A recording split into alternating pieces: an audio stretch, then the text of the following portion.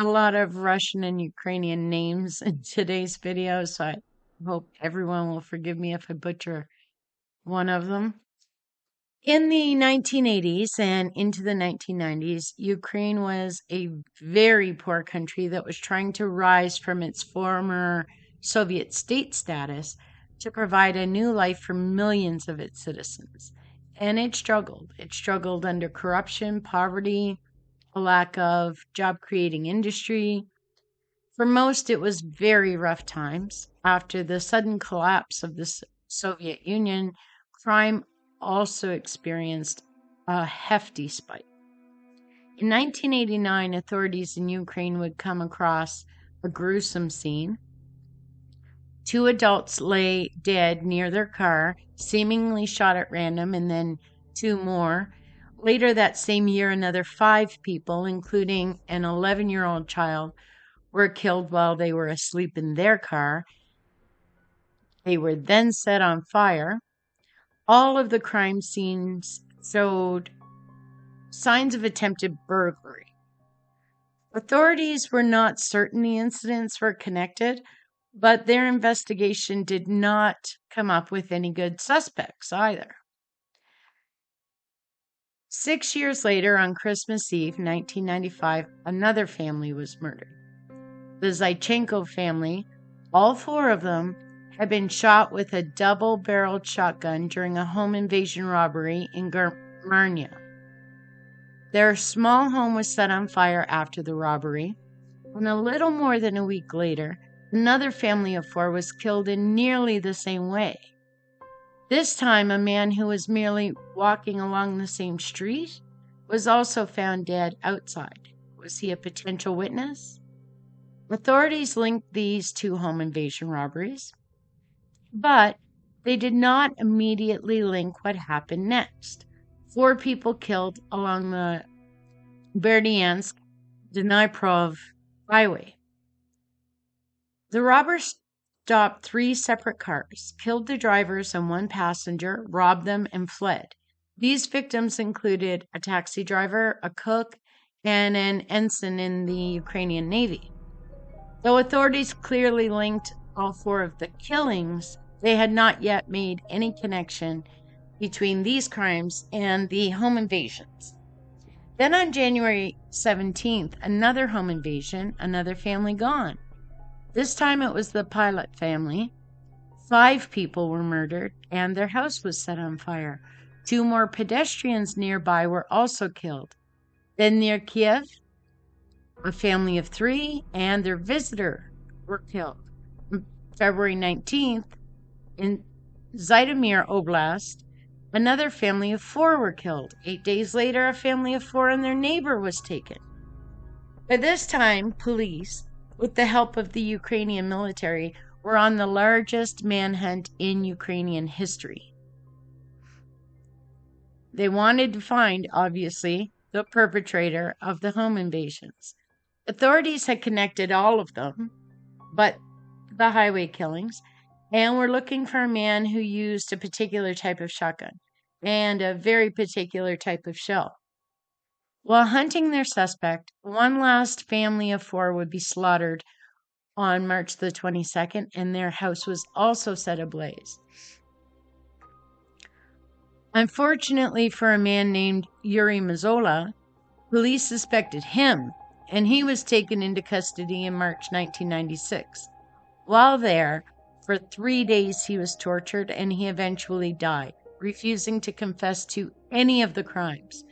And that's because he didn't do them. Ukrainian authorities would eventually arrest and try all 7 of the investigators responsible for the torture death of Mazola. Each of them was sent to prison for the just horrific way that Mazola died. Anatoly Onoprienko was the youngest son of a decorated war hero. He was born in the village of Lasky, which is now part of the Ukraine, but then it was part of the Soviet Union. His mother died when he was very young, and while his grandparents took care of him for a little while, he was eventually given over to an orphanage to raise. His eldest brother, who would have been 17 when their mother died, stayed with the family with the father. and Anatoly resented that. He would blame his life in an orphanage for almost everything he did later. Like many kids who grew up in the dire poverty of Ukraine in those days, in their bare and crowded orphanages, Onoprienko had severe mental health issues. He wasn't able to manage a job. He struggled to find some stability. He would move to Europe in 1989 and live there for some 6 years before returning to the Ukraine in 1995. Eventually, Onoprienko moved in with a relative in the town of Zhytomyr. It was a cousin he barely knew. The massive manhunt for the home invasion serial killer was in full swing, with some 2,000 police and 3,000 military on the lookout for this guy. And only 2.5 weeks after Mazzola was killed in custody, Onoprienko's relative would discover that he had a large stash of weapons. He was forced to leave the house by his wife or by his cousin, depending on the source, and the relative would speak to police about what he had discovered. And this tip from a concerned relative, Fyodor Onoprienko, is what led to the capture of Citizen O. His shotgun and some shells were linked to several of the crime scenes. He had jewelry and electronics that were tracked back to victims.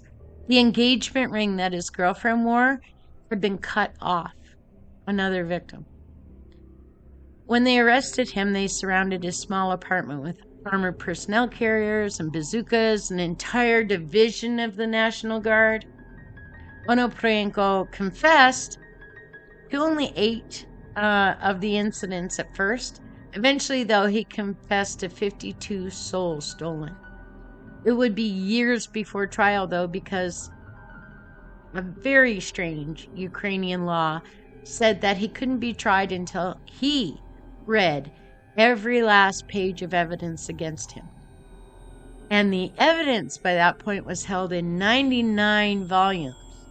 And Onoprienko was going to take his good, sweet time to review them. The court also had to pay for the expenses of every witness they intended to call, all 400 of them. The lack of money also delayed the trial, which began only in late 1998. The chief judge had to turn to television pleas for money before the government would release it to the court and the trial could begin. Can you imagine? And though they finally got the money to summon witnesses, not a single civilian witness showed up to testify.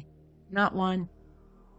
Well, at least at first. Eventually, all 400 of them would arrive and say what it is that they had to say.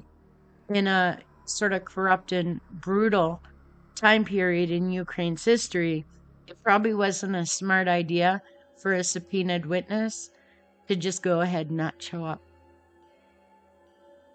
And his trial was as bizarre as one might expect of someone who was so callous. He claimed to be a hostage and that he had dark forces in his head, that he was but a robot. He claimed no nationality. He claimed his predicament was all a CIA conspiracy. He would say little more in court, but loved talking to the media. He was sentenced to death, but by the time he was sentenced, Ukraine had joined the Council of Europe and promised to abolish the death penalty. And so Onoprienko would live in a cell until he died in 2013 of a heart attack at age 54. When asked about why he killed, Onoprienko just demonstrated signs that he was likely suffering schizophrenia. He was commanded by God or inner voices or elusive persons to kill. He would claim that he heard those voices way back when he first entered an orphanage. And as far as we can ascertain, he was never properly assessed. He would rant about conspiracies and powers and the earth being out to kill all of humanity right up until his death. It would seem that there is a problem here for the rest of Europe, though. Could Citizen O have been on good behavior while he was in Europe? between those first 15 murders and the rest of them. The nations of Germany and Austria would say nothing more than, yeah, he had arrived on their territories and at some point they deported him. That's all they would say. Onoprienko himself would say he went to Europe to find work and mostly supported himself by continuing to rob and commit burglaries. Is it possible, given the fury with which he killed so many so quickly in Ukraine, that he left Western European victims alive? Though he would discuss his killings in the media, he never once confessed to a killing in those gap years. And finally, there was an accomplice in that first murder, Sergei or Serhiy Rogozin. Onoprienko said he cut all ties to Rogozin after the first home invasion in 1989. But what came of him? Well, he was tried with Onoprienko. He was convicted and he was sentenced to 13 years in prison. And behind those bars before his death, Onoprienko would warn that if he ever escaped, if he was ever free, he would beat every record and become the worst serial killer the world had ever seen. He would do so, he said, because he was a servant of Satan. Thank you for listening. If you're enjoying these videos and want more, don't forget to subscribe and turn on your notifications so that you don't miss any videos. Thank you for watching. We really appreciate it.